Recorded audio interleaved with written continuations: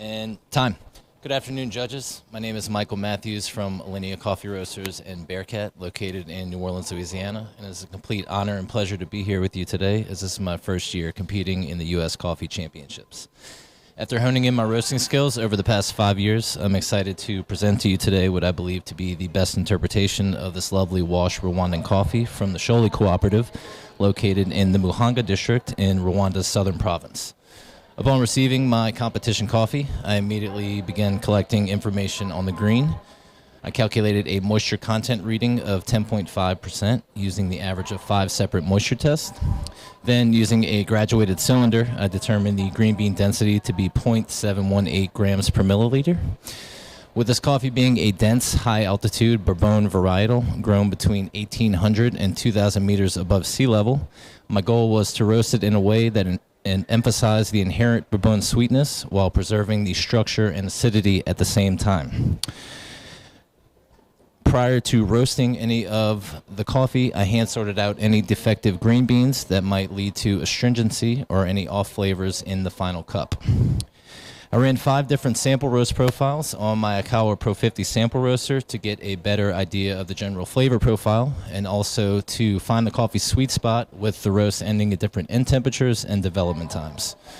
The 2 sample roasts that stood out on the cupping table were longer in both development and roast length, showcasing some mild grapefruit and cherry flavor-like characteristics.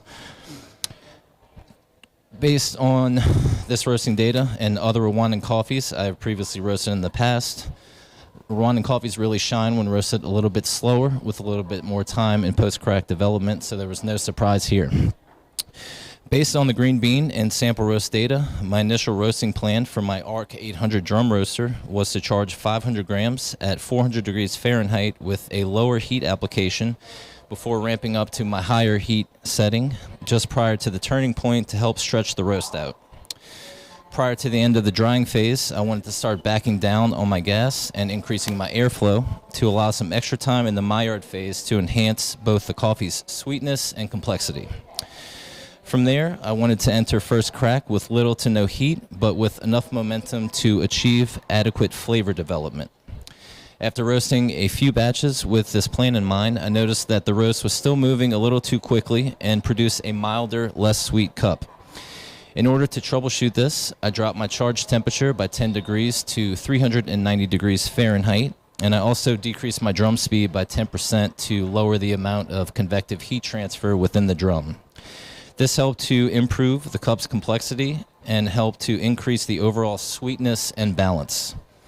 For my final roast profile, the total roast time was 9 minutes and 58 seconds with a drying phase of 4 minutes and 46 seconds, a Maillard phase of 3 minutes and 6 seconds, and a development time of 2 minutes and 6 seconds for a development time ratio of 21.1%. My charge temperature was 390 degrees Fahrenheit, and my end temperature was 399 degrees Fahrenheit. My batch size was 500 grams, and my weight out was 434 grams, yielding a 13.2% weight loss. I roasted 3 nearly identical batches and blended them together to meet the 2-pound competition submission requirement. And in the final cup, you will taste notes of ruby red grapefruit, dried cherry, green melon, and cola, with a medium lemon-like acidity, a juicy light to medium body, and a brown sugar-like sweetness. This is an easy drinking cup of coffee that can be enjoyed at any time of the day with or without milk. Judges, I'd like to thank you for your time today, and I hope you have enjoyed this coffee that I especially roasted for you. Thank you. Time.